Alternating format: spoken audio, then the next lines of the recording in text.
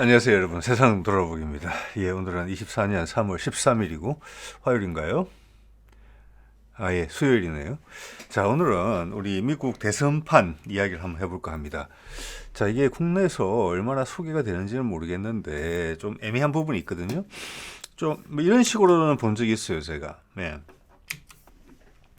비호감 대 비호감이다. 미국 대선 커밍순 3월 9일 방송이고 KBS네요.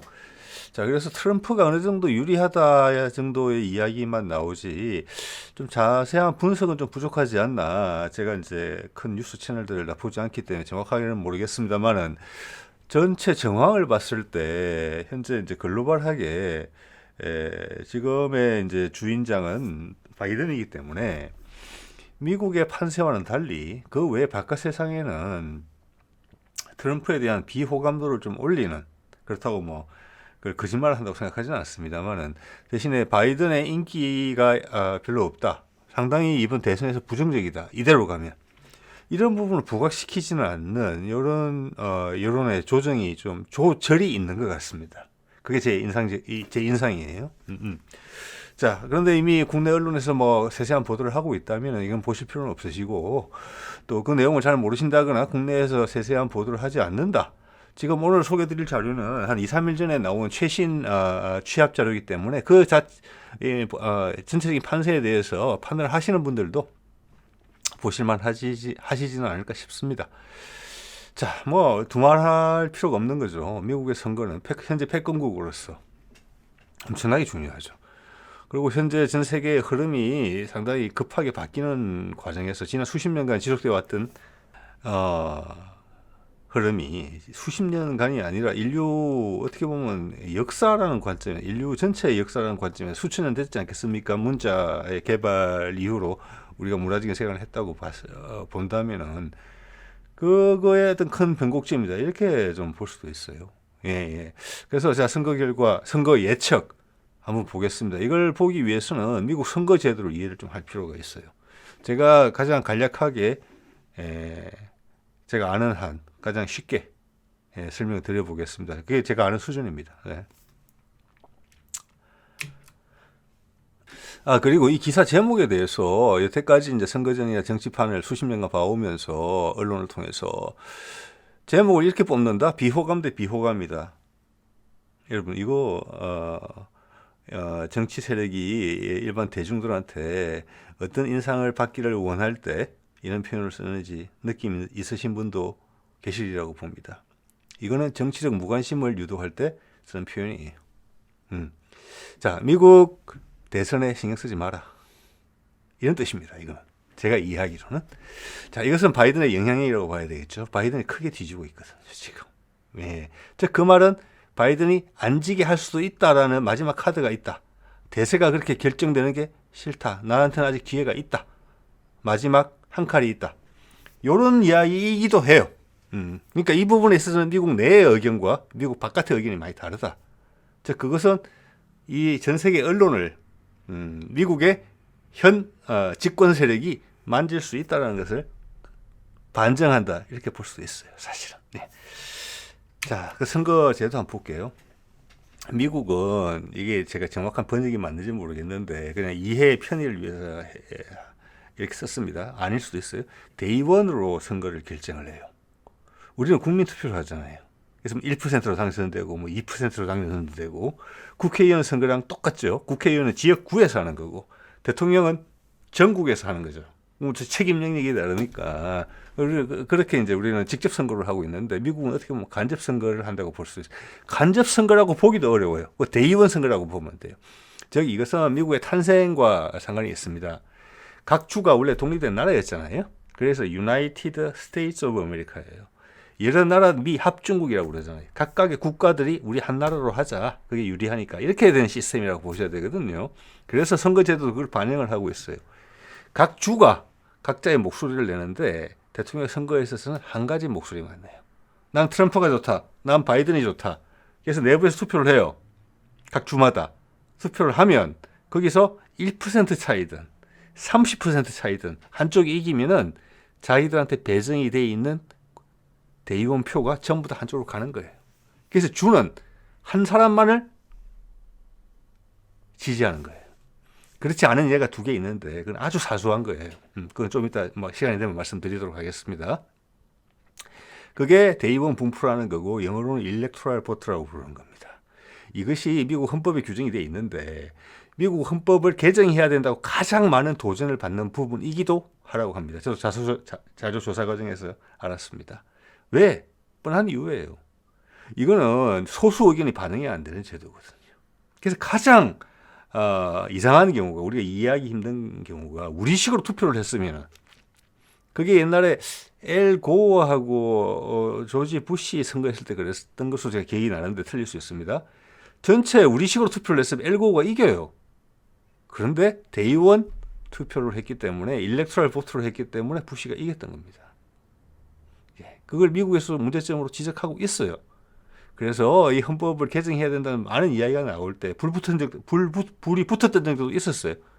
그렇게 되지는 않았지만 그래서 그만큼 문제가 있다는 것도 미국 사람들 알아요. 그렇지만 현재 법은 현재 기준 이게예요. 자, 그래서 각 주는 한 가지 색깔을 선택한다는 거죠. 있는 거고 여기 보면 저 전체 대의원 숫자가 잠깐만요. 한 500에서 600 정도 정도 되는 것 같아요. 그냥 국회의원 선거구, 국회의원 하원 의원 숫자랑 약간 보다 조금 많거나 그래요.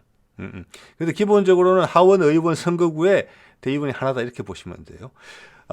유엔 같으면은 유엔에 같으면 아무리 작은 나라도 한 표를 가지잖아요. 똑같은 표를 가져요. 예, 그런데 이 주는 그렇지는 않아요. 숫자가 다르죠. 이거는 기본적으로 인구에 기반한 숫자예요. 그러니까 비중이 달라요. 비중이. 네. 예. 그러니까 제일 큰 주가 캘리포니아거든요. 캘리포니아는 54개의 대의원, 54명의 대의원을 뽑게 되고 그만큼의 투표력이 있는 거예요. 저 54명이 전부 다 민주당 아니면은 바이든 아니면 트럼프를 지지하게 돼 있고 캘리포니아 전부 다 민주당이었죠 이때까지. 그리고 두 번째로 많은 곳이 보시다시피 텍사스, 세 번째로 많은 것이 30명으로 플로리다예요. 예. 근데 텍사스는 텍사스 세대로 성격이 정해져 있거든요 항상 공화당으로. 근데 플로리다 같은 경우는 살짝 왔다 갔다 하는데 최근 들어와서는 공화당이에요. 그래서 이미 굳은 자가 된 경우가 많아요. 변화가 없는 곳이. 그래서 스윙 보트라는 게 중요합니다. 표가 왔다 갔다 하는 주가 있어요. 그리고 덩치도 어느 정도 크고. 예. 그런 주가 얘를 지지하느냐, 쟤를 지지하느냐. 이거에 따라서 결정이 되는 거예요. 그래서 이 여론조사들도 그런 주에 많이 행해져요. 촘촘하게. 왜냐? 그게 대선 결과를 예측하기에 제일 중요한 곳이니까. 자, 그 정도 말씀드리면 될 것 같고요. 그래서 이 인구 기반이다 이렇게 돼 있는데 여기 보시면은 이제 실제 이 하원 의원 선거구랑 비슷한데 숫자랑 실제 하원 의원 선거구는 400여 개예요. 그거 많거든요. 그 이유는 뭐냐면은 이거를 너무 물리적으로 인구수에 대비를 시키면은 1명이 안 나오는 곳이 있어요. 인구가 너무 없어서. 그 얘가 여기 있죠. 알래스카 3명. 그리고 보시면 저 델라웨어도 3명이고 3명이 제일 작은 곳임을 알 수가 있어요. 저기 노스 다코타, 사우스 다코타 그리고 와이오밍 이런 데 3명밖에 안 되죠. 예, 저거는 뭐냐면 최소가 3명이에요. 최소가 3명. 예, 그러니까 실제 인구 비례로 따지면 3명이 안 돼야 돼요. 1명이 안 될 수도 있어요. 그럼 대표성이 너무 결여되기 때문에 최소 수치를 3명으로 잡아놓은 거예요. 3명으로. 그래서 3자가 나오는 거고 그래서 하원 의원, 우리말로 국회의원 숫자보다는 대의원 전체, 미국 전체 대의원 숫자가 좀 많은 이유이기도 합니다. 그리고 이 이제 대의원의 숫자를 어떻게 결정되느냐, 10년 단위로 행해지는, 10년마다 하는지는 모르겠습니다. 기준치를, 이번 선거 같은 경우는 2020년으로 잡아요. 2020년 인구조사 기준으로 이걸 숫자를 정해요. 그래서 이 숫자가 조금씩 바뀝니다. 늘어나는 것도 있고, 인구가 줄어서 빠지는 것도 있어요. 그래서 2020년 조사를 가지고 2024년, 금년, 대통령 선거에 대의원 숫자를 결정하고 2028년 대통령 선거의 대의원 숫자도 결정을 해요. 예, 이 정도 말씀드리면 핵심적인 사안들은 좀 이해가 되시지 않았을까 싶어요. 그렇기 때문에 이게 결과가 아까도 말씀드린 것처럼 핵심은 우리식으로 하는 국민투표하고는 다른 결과가 나올 수 있다. 즉 내가 이기는 주에서 예를 들어서 캘리포니아는 인구가 제일 많은 주잖아요. 이걸로 보더라도 그렇고. 그런데 막 70%, 80%가 지지를 했다.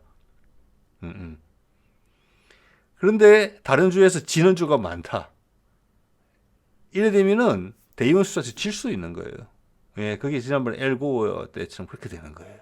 예, 그래서 선거 전략이 우리랑 달라요. 이기는 주는 선거 운동도 안 하는 거예요. 할 필요도 없고. 그거는 뭐 1% 차이로 이기나 10% 차이로 이기나 결국은 똑같으니까.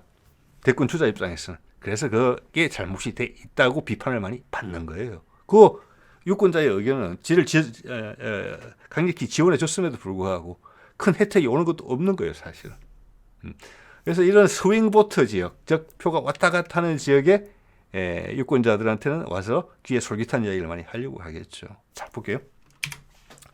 자, 그래서 선거의 날짜를 보면 이거는 미국 방식도 저는 괜찮다고 봅니다. 선거하는 방식은. 날짜가 미리 정해져 있어요. 예를 들어서 뭐 11월 첫째 뭐 화요일 내지는 첫째 화요일인 것 같아요. 뭐 계산하는 방식이 좀 더 복잡한지는 모르겠는데 그렇습니다. 날짜가 누구나 다 알 수 있어요. 11월 첫째 주에 대부분 아니면 둘째 주든지. 그래서 이번에는 11월 5일이에요. 우리는 보면은 이제 선거가 뭐 자치단체장 선거도 다르고 대통령 선거 다르고 국회의원 선거 다 다른데 미국은 모든 걸 한꺼번에 다 해요.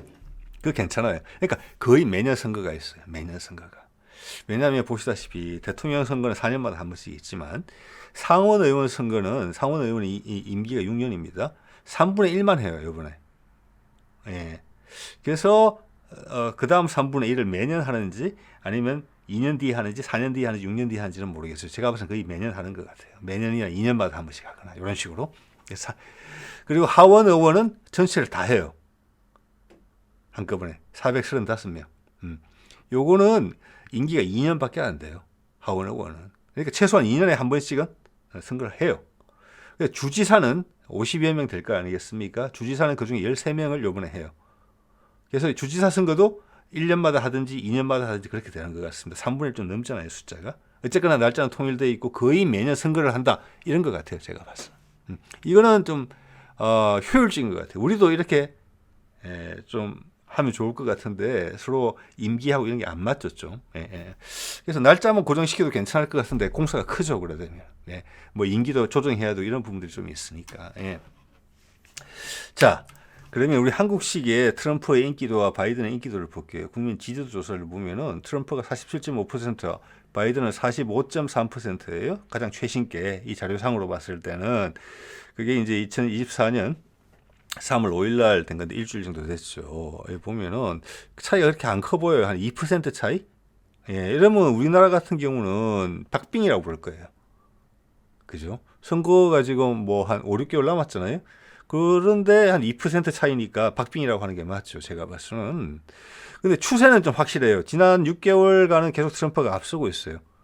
그전에는 좀 지는 것도 있고 엎치락 뒤치락 하다가 선거를 앞두고 계속 강세가 지속되는데 이 강세가 좀 더 차이가 좀 벌어지는 분위기다라는 게 미국 쪽의 판단인 것 같고 이것을 미국의 식으로 대의원 표수로 계산을 하게 되면은 그 차이가 더 현격히 벌어져요. 자, 그걸 한번 볼게요. 자, 이거 먼저 그 전에 2020년 선거 결과, 즉 바이든이 이겼던 선거 결과를 볼게요. 바이든이 전체적으로 306대의원을 확보해서 이겼어요. 트럼프는 232명의 대의원을 확보했어요. 이건 주별로 결정되는 거죠. 여기 보면은 파란색은 민주당이고 여기 이제 붉은색이라고 하겠습니다. 붉은색은 공화당 지지 쪽이에요. 그래서 뭐 고정된 데도 있고 왔다 갔다 하는 데도 있고 그래요. 여기서 핵심적으로 보실 거는 예전에는 이제 스윙 보트, 즉 표가 왔다 갔다 하는 주가 뭐 이런 숫자가 이만큼 됐다가 이만큼 줄었다가 하는데 그것도 세월 따라 달라져서 요번에 주로 눈여겨 보실 거는 오데호 주변에 있는 주들 저기를 좀 유심히 보시면 될 것 같아요. 미네소타, 뭐 일리노이, 미시간, 펜실베니아, 오하이오, 뭐 요런 주들, 요런 주를 좀 유심히 보시면 될 것 같아요. 미국의 이제 동북부, 중동부 저기죠. 저기가 왔다 갔다 하는 주가 많아요. 그래서 미국 선거는 완전히 땅 따먹기예요. 여기서 어떤 지역을 내가 추가로 확보해내느냐, 상대방의 아성을 무너뜨릴 그런 대범함은 필요가 없습니다.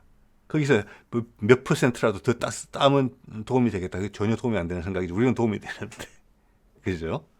우리는 9대 1로 이기는 거하고, 예를 들어서 8대 2로 이기는 건 차이가 커요. 근데 미국은 결국은 마찬가지니까, 뭐, 예를 들어서 트럼프 같은 경우는 캘리포니아나 저기 해안가, 태평양 연안가는 갈 이유도 없는 거예요. 예, 내가 노력하면은 내 쪽으로 돌아설 수 있는 가능성이 많은 곳에 가서 주로 유세를 하는 거죠. 예, 서로 그런 것이 아슬아슬하게 걸리는 주에는 양쪽 다 바쁜 거죠. 그러니까. 자, 어쨌거나 이래가지고 바이든이 이겼어요. 그때는. 지금 어떻느냐. 자, 이것은 며칠 전에 취합이 된 거예요. 여기 대부분은 에멀슨 칼리지라고, 에멀슨 대학의 선거조사인데, 그게 아마 선거조사로서는 가장 공정성을 인정받고 많이 하는 데인 것 같아요. 어떤 대학에서 한번 해본 게 아니에요. 그리고 몇 군데는 우리도 알고 있는 뭐 모닝 컨설터 같은 데도 블룸버그랑 해서 이게 자료가 취합된 것도 있어요. 그래서 몇 가지 자료가 취합된 건데 많은 부분은 에멀슨 칼리지 것이 많이 됐고 또 아까 말씀드린 대로 선거판에 중요한 영향을 주는 양쪽이 우세를 확정할 수 없는 자신할 수 없는 그런 주에는 여론조사가 자주 행해져요. 그래서 가장 최신 거예요. 이게 3일 된 겁니다. 3일. 예, 요때 미국에서 이런 관련 보도가 많이 나왔어요. 근데 그게 우리한테 얼마나 전달됐는지 모르겠어요. 결론을 먼저 말씀드리면은 추세가 트럼프한테 유리한 추세가 확실하다예요. 아까는 2% 차이밖에 안 났죠. 미국 전체 인기도로 따지면. 그런데 대의원 투표 성향, 땅 따먹기, 주별로 치면은 그 차이가 이 상태로 계속 유지가 된다면은 바이든은 절망적이다. 이게 결론이에요. 이 차이가 더 벌어질 것 같거든요. 자, 먼저 이 데이터의 결론은 뭐냐. 이대로 지금 현재 판세는 바이든은 223표 대의원 그리고 도널드 트럼프는 315표예요. 엄청나게 차이죠. 그리고 이 차이가 더 벌어질 가능성이 있다는 거예요. 그게 이 추세가 말해주는 거예요. 자, 이걸 보기 위해서 하나의 좀 설명이 좀 필요한데 말씀드린 것처럼 파란색은 민주당이고 바이든 지지고 빨간색, 붉은색은 트럼프 지지, 공화당 지지죠. 근데 이제 색깔이 한 세 단계 정도로 나눠져 있는 게 보일 거예요. 붉은색은 붉은색대로, 파란색은 파란색대로 세 단계가 있죠. 가장 짙은 색은 뭐냐? 양쪽의 차이가 12% 이상 난다는 거예요. 즉, 이건 돌이킬 수 없다라는 거고, 그 다음 두 번째 색깔, 옅은 것은 5에서 12% 정도 차이가 난다. 이것도 매우 가능성이 높다는 거예요. 그리고 가장 옅은 색깔은 1에서 5%다. 요거는 우세다. 자, 요거 말고 1% 이하도 있어요. 요건 어찌 될지 모른다예요. 자, 이렇게 볼게요. 그러면 당연히 캘리포니아는 짙은 파란색이죠. 네. 자, 그런데 여기서 이제 왔다 갔다 하는 지역이 있는데, 지난 선거 결과 좀 전에 보신 거하고 비교를 해보면, 제가 노란색으로 동그라미 친 부분 있죠. 저 왼쪽에 네바다, 아리조나. 자, 서부부터 볼게요. 저 동그라미 친 데 보이시죠? 네바다, 지난번에는 바이든을 지지했던 곳입니다. 근데 색깔이 두 번째 단계 색깔이에요. 즉 5에서 12% 차이 난다. 이거는 돌이킬 수 없다는 정도로 해석이 되는 거예요. 그리고 이 사람들이 계속 이걸 조사해 왔잖아요. 계속 취합한 걸 보면은 저 경향이 세지는 거예요. 색깔이 자꾸 짙어지는 거예요. 그래서 어렵다는 겁니다. 그다음 아리조나도 지난번에는 바이든 지지해서 이번에 돌았었어요. 저기 아리조나 네바다 같은 경우는 살짝 왔다 갔다 할 수 있는 정도 이번에 전부 다 색깔도 가운데잖아요. 옅은 것도 아니고 가장 옅은 게 아니에요. 예. 뭐 가장 옅은 거는 저희 위스콘신하고 미시간이 있어요. 그때 가서 말씀드리고, 자, 요거는 돌이킬 수 없다는 거고 이 추세가 강해진다는 이야기를 하고 있어요. 저걸 잃은 거고 바이든이 쉽게 말해서. 그래서 저기서 바이든은 17표를 잃었고 트럼프는 17표를 딴 거기 때문에 차이가 34표가 차이 나는 거예요. 제가 한 번으로. 이제 느낌 오시죠? 이렇게 하기 때문에 우리식으로 하는 지지율 2% 차이는 아무것도 아니라는 거예요. 판세를 이걸로 봐야 되는 거예요. 전체 지지율은 2% 차이밖에 안 나지만 실제 판세는 트럼프가 훨씬 유리하다는 거예요. 자, 그 다음 돌아선 곳이 조지아죠. 조지아, 우리 바람과 사라지다 나온 아틀란타가 있는 조지아도 지난번에 바이든 지지해서 이번에는 트럼프 지지로 돌아섰다. 16표예요. 그럼 제가 하나로 32표 차이가 나는 거예요. 벌써 두 개 합치면 벌써 표 차이가 얼마나 납니까? 70표가 차이 나는 거잖아요. 그래서 점수가 저렇게 벌어지는 겁니다. 자, 그 외에 또 돌아선 지역이 펜실베니아가 있고 19표를 가지고 있고. 자, 그다음 이게 이제 크게 타격을 준 곳 저 동네예요. 저기서 표를 많이 잃었어요 지금. 위스콘신 같은 경우는 색깔이 가장 옅게 돼 있죠. 현재 1%에서 5% 차이 정도 벌어졌다. 예, 지난번에는 다 바이든 지지했던 곳이에요. 저기는 옛날부터 약간 스윙 보트라고 그래가지고 표가 왔다 갔다 하는 곳인데 색깔도 제일 옅죠. 예. 근데 트럼프가 저기서 미시간에도 이기고 있다. 근데 이 추세가 갈수록 세지는 분위기다. 이게 오랫동안 해왔을 거잖아요. 이런 조사를. 그래서 여기도 이럴 가능성이 크다. 돌아서 제대로 굳어질 가능성이 크다. 색깔이 오히려 짙어질 가능성이 크다. 자, 그래서 여러분이 바이든이라면 어디 가서 선거 유세를 많이 해야 되겠습니까? 위스콘신, 미시간 저런 데 가서 많이 해야 돼요. 그래서 미시간에 지금 중동계 이민이 가장 많이 산다고 해요. 저기서. 자, 1% 5% 사이죠. 만약 저기에 중동계 이민이 2% 3% 있다. 그래서 그게 미국 뉴스에 종종 나오는 겁니다. 그 사람들이 지금은 여태까지는 전부 다 민주당 지지였는데 이번에 팔레스타인 가자지구 전쟁을 보면서 나는 공화당을 지지하다는 소리는 안 했어요. 기권을 하겠다 했거든요. 그래서 큰 겁니다. 그럼 15표가 확 날아가는 거예요. 그럼 30표 차이죠. 예. 내가 딸 걸 상대방이 커지 그럼 30표 차이가 되는 거예요. 그래서 그 사람들이 발언권이 있고 그 말들이 무서운 겁니다. 미시간에 살고 있는 그 아랍계 단체들이 정치적 의사를 그렇게 표명하게 되면 바이든이 화들짝 놀라게 되는 거예요. 거기서. 그래서 저런 주들이 돌아섰다. 펜실베니아 같은 경우는 이미 완전히 돌아섰죠. 19표니까 이거는 약간 40표가 없어진 거예요. 그래서 전체적으로는 지금 안 된다. 한두 주 갖고는 안 된다. 전체적인 세팅이 분위기가 됐다. 그중에 그래도 지키려면 위스콘신하고 미시간을 가야 된다. 자, 위스콘신하고 미시간을 대입을 시켜보면 25표죠. 저희가 다시 민주당으로 돌아서게 한다. 그러면은 25표니까 247표가 돼요. 그리고 트럼프는 25표를 잃으니까 290표 정도가 돼요. 예. 그래도 뒤집어지진 않죠. 거기 더하기 하나에서 다시 회복을 해내야 돼요. 예. 그래 따지면 간단해 보일 수 있어요. 그죠? 위스콘신과 미시간을 역전을 하고 그 외에 다른 주, 나로부터 돌아갔던 주에서 하나 정도를 도로 따내면 바이든은 이길 수 있어요. 그런데 이게 이미 트렌드가 형성이 돼 있고 트럼프 쪽으로 유리한 쪽으로 각 주에서의 표차가 또 벌어지고 있다는 이야기거든요. 그래서 계산을 하면 한 3주 정도를 바이든이 다시 회복을 해내면 되는데 그게 쉽지 않다 현실적으로 이런 얘기를 하는 겁니다. 예. 자, 그러면 지금 상태로 봐서는 트럼프가 이길 가능성이 상당히 높다라는 이야기예요. 예. 그러니까 각각 세계 언론에서 이제 트럼프 시대를 대비해야 되는 거 아닌가 정책적으로 외교 정책에서 바이든은 지금 그런 말 나온다는 것은 바이든이 레임덕 들어갔다 이런 이야기를 돌려서 하는 이야기다 이렇게 볼 수 있는 거거든요. 자, 그럼 바이든의 반전 카드가 뭐냐 이걸 볼 필요가 있어요. 그래서 제가 최근에 다뤘던 것을 정리를 해보면은 제가 봐서 핵심은 빅토리아 눌란드의 사임입니다.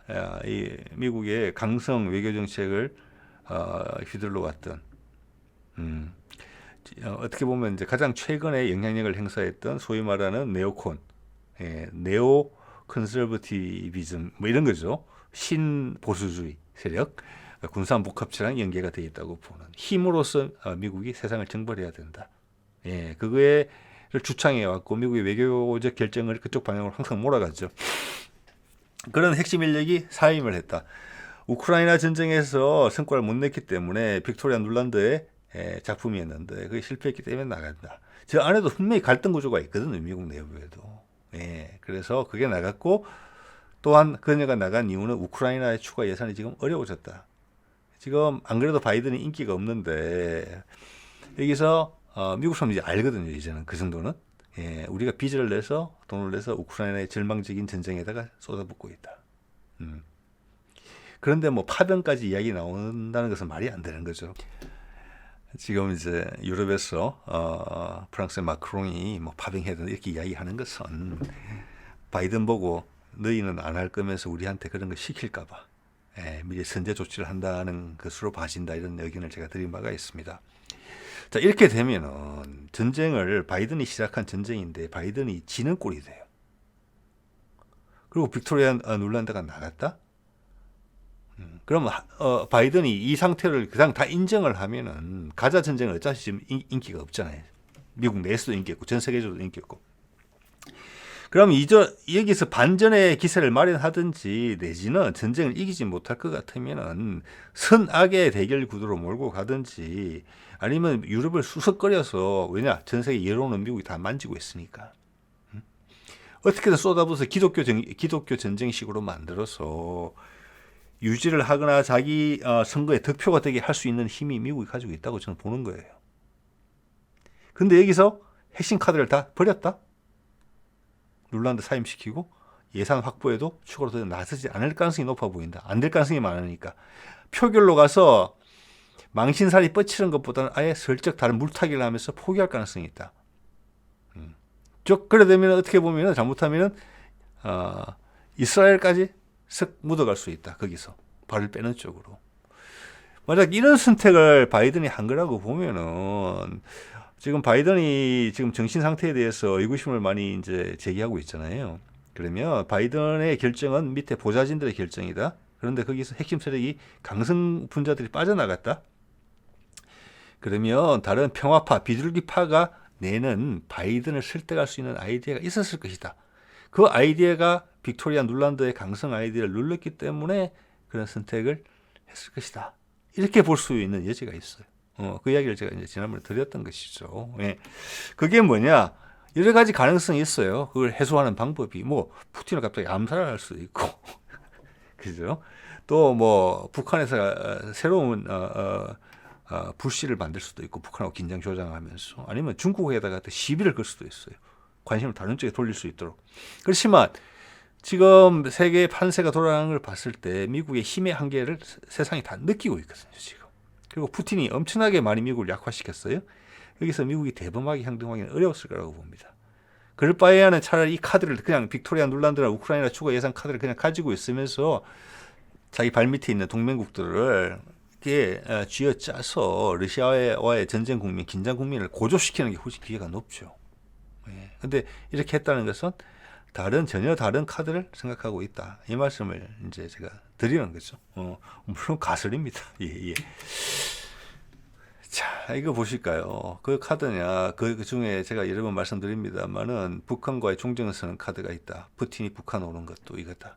이걸 해야만 새로운 장을 열 수 있는 거고, 바이든이 이 카드를 받지 않으면은 트럼프가 받을 가능성이 있다. 푸틴하고 화해하는 건 더 쉽다. 왜? 바이든은 장본인이니까 하기가 어렵다. 자존심 때문이라도. 그렇지만 트럼프는 바이든을 욕을 하면서 그걸 지렛대로 삼아서 푸틴하고 화해하는 건 너무너무 쉽다. 예. 거기 따라 나오는 많은 부정적인 것은 전부 다 바이든한테 다 앵기면 된다. 그런 거죠. 예. 푸틴과의 화해, 북종전선은 트럼프가 다 시도했던 부분들이에요. 뭐 푸틴과의 화해는 본인이 24시간 내에 할 수 있다는 이야기를 하는 것이고 나를 뽑아준다면 취임하기 전에 해결하게 뭐 이런 좀 과장된 이야기를 하고 있는 상황이고 북한과의 화해는 이미 시도했던 바가 있고 강성 문제들 때문에 안 된 거잖아요. 그런데 지금 푸틴이 제안하는 것은 우크라이나의 화해와 북한과의 화해가 한 패키지라는 이야기를 해주고 있는 거고 세상이 그만큼 모여졌다는 거예요. 그걸 트럼프는 모를 리 없다고 보고 바이든은 모를지라도 바이든 주변의 보좌진들은 모를 리가 없다. 근데 눌란드가 나갔고 예산안도 안 될 것 같다. 근데 그대로 방치를 하면은 바이든은 뭐 선거자를 꺼내볼 필요도 없는 거예요. 선거판이 이만큼 불리한데 그걸 뒤엎을 카드. 거기에 대해서 우리가 그 뒤엎을 카드 분명히 시도가 있을 거잖아요. 그러면 그 규모가 어느 정도가 돼야 될지에 대해서 우리가 감을 잡을 필요가 있고 미국이 만약 종전선언이라는 카드를 선택한다면 얼마나 큰 빵빠레를 전 세계로 불러제낄 것인가. 예. 푸틴이 손에 지문이 없을 정도로 박수를 쳐야 될지 모른다. 유럽의 제국들도 물론 슬퍼하는 나라들도 있겠지만 이런 어떤 현실 감각을 우리가 좀 생각해 볼 수 있어요. 그때가 이거죠. 문재인 마지막 겨울 2021년 12월 29일 우리가 예외적인 발언이 나옵니다. 외무장관이 뭐라고 합니까? 정의용 당시 외교장관이 종전선언 문안을 한미간 사실상 합의했다. 한미간 사실 합의한다는 게 말이 됩니까? 종전선언을 북한하고 미국하고 하는 건데. 즉 이것은 뭐냐? 우리가 가운데 다리를 놨다. 빨갱이 소리를 들을지언정. 이 말을 자인한 거예요. 즉 이것은 우리가 되게 성질이 났다. 이 이야기입니다. 뭐냐? 미국 너가 왜 너희 다 한다고 해놓고 왜 마지막에 발을 빼냐? 이게 뭐냐 도대체? 따진 거예요. 세상에 다 공표해버린 거예요. 그래서 저도 알게 된 거예요, 그때. 트럼프가 뭐 김정은 만나고 그럴 때는 쇼일 수도 있다고 생각을 했지만 저는 이 발표를 보고 오래된 계획이구나, 그게. 엄청난 많은 노력들이 들어갔구나. 그걸 느꼈습니다. 그러나 그때 이미 미국은 우크라이나에서 전쟁을 벌이기로 마음을 먹은 거잖아요. 그게 빅토리아 눌란다가 한 일입니다. 야, 우리 햇볕 정책 이런 거 안 해. 우리는 때려잡을 거야. 그 정도 힘이 충분히 있어, 미국한테. 결국 그렇게 표가 간 거예요. 즉 바이든은 양쪽 카드가 다 있었어요. 양쪽 극단적인 카드가. 그리고 그걸 선택한 거예요. 그 다음에 가을에도 다시 한번 분위기가 불었죠. 우리도 몽골에서 종전선언을 할 수 있다고 우리한테 담대한 구상 받아낸 다음에 그래서 또 양쪽에 또 카드를 다 들고 있었죠. 그래놓고 바이든이 무슨 결정했습니까? 노드스트림 가스가 폭발을 했죠. 그럼 다시 강공식으로 갔던 거고. 자, 그렇게 이어져 온 거예요. 매년 기회는 있었어요. 자, 그래도 계속 그런 선택을 해놓고 우리 쪽에서 따지고 드니까 미국 백악관에서 이런 이야기 했었죠. 종전선언을 언급한 것에 대해서 우리는 대화에 전념하겠고 한반도 비핵화를 지지한다. 라는 원론적인 이야기만 했습니다. 이것이 지금 바이든을 선택할 수 있는 기존의 짙어진 폐색을 극복할 수 있는 유일한 것이 아닌가. 왜? 전 세계가 도와줄 거니까. 푸틴이 도와줄 거고 유럽이 다 도와줄 거죠. 그래 되면 우리 분위기 반전이 가능하다. 그리고 여전히 전 세계 여론을 바이든의 영향력에 두고 있잖아요. 전 세계를 잔치판으로 만들 수 있다는 겁니다. 거기다가 무슨 투자 계획 나오고 여러 가지 바람을 불러일으킬 수 있는 게 있고 엄청나죠. 예. 그래서 전화위복이라고 이런 선택을 만약 바이든이 한다면 그거 안 하더라도 저는 트럼프가 할 거라고 봅니다. 지금 세계사의 흐름이 그렇거든요. 미국과 러시아의 화해는 한반도의 소통이에요. 그래서 전화위복이라고 오히려 예전에 생각하지 못했던 많은 선물들을 더 줘야 될지 몰라요. 미국이나 세계가 우리 땅에다가. 자, 이때가 12월 29일, 2021년 12월 29일, 12월 30일 요럴 때죠. 그 며칠 있다가 같은 31일이네요. 이제는 푸틴이 이런 메시지 보냈잖아요. 예외적이죠. 축하 메시지 보냈어요. TV 방송이 됐어요. 이제는 이런 전례가 얼마나 많은지 모르겠습니다. 대화 협력 강조. 그때 푸틴도 우크라이나의 긴장이 고조되고 있음을 알고 있었어요. 예. 자, 이것은 뭐냐? 그때 매번 푸틴도 이 카드에 대해서 이미 알고 있는 거예요. 즉 종전선언의 협상 카드가 있을 때 세계, 러시아, 우리, 일본의 아베, 미국 다 알고 있다고 봐야 되는 겁니다. 서로 간에. 예. 그게 미국이 거부했을 따름이죠. 전쟁을 선택했을 따름이죠. 지금 다시 돌아온 거예요. 그때는 축전을 보내서 마지막으로 카드를 했다. 남쪽 잘한다. 예. 이렇게 지지의 의사를 표명한 것이고 그때 프랑스 의회도 지지의 의사를 표명한 셈이거든요. 강력하게. 요거 하루 이틀 있다가 세상에 많은 노력이 있었던 거예요. 미국 죄송합니다. 프랑스 상원이었던 걸 제가 그렇게 기억이 납니다만은 마크롱 행정부가 한반도의 종전선언이 평화가 정착될 수 있도록 반드시 노력을 기울여야 된다. 이런 권고문을 냈잖아요. 그것은 우리가 요구했다고 봐야 돼요. 지금 다시 이 분위기가 다시 돌아온 거예요. 지금 2024년이죠. 3년 만에. 예. 그렇게 보셔야 돼요. 그런데 이제 우리 대통령이 바뀌어져 있어요. 그래서 이 담대한 구상을 바이든은 우리한테 요구할 가능성이 높아요. 그런 식으로 선택을 하게 되면. 그리고 제가 말씀드렸다시피 선거가 11월 지금 초잖아요. 미국에. 그리고 여름에는 휴가 시즌이라서 큰 이벤트를 만들기가 어렵고 지금 종전선언 같은 이벤트를 해서 가자 전쟁이나 우크라이나 전쟁의 어두운 구석을 다 드러낼 정도로 하려면 여러 가지 이벤트가 연속적으로 계속 나와야 돼요. 그렇기 때문에 이번 푸틴이 봄에 북한을 오는 거 올 가능성이 높죠. 그리고 바이든이 우리 선거날 4월 10일 날 기시다를 미국으로 부르는 거 이런 게 심상치 않다는 거예요. 지금 봐서는 바이든이 어느 정도 선택을 했다고 1점은 더 줘야 될 것 같은 분위기거든요. 눌란다 나가고 그럼 예산을 포기했다. 그럼 난 죽겠다는 거예요. 즉 패배를 인정하는 거, 우크라이나 전쟁에. 그거 인정할 수가 없잖아요. 전쟁 지금 선거를 앞두고. 그건 아니라고 보기 때문에 그런 말씀을 드리는 겁니다. 그래서 시기적으로 봐서도 그렇고 올 봄에 바이든이 그런 선택을 했다면은 뭔가 이벤트를 만들지 않았을까. 항상 그렇지만 그런 여러 가지 옵션을 갖고 있어요. 예. 이제 우크라이나를 더 써먹을 수 있는 옵션은 없어요. 근데 거기서 뭘 쥐어 짤 수는 있다고 생각합니다. 그런데 놀란드가 나가버렸잖아요. 그리고 예산이 더 이상 안 오잖아요. 그리고 유럽은 뻗탱기잖아요. 지금 독일도 그렇고 프랑스도 그렇고 혹시 군대 보내라고 그럴까봐. 그래서 카드가 별로 없어요. 그런 생각인 거죠. 자, 오늘 이 정도 말씀드리겠습니다. 네.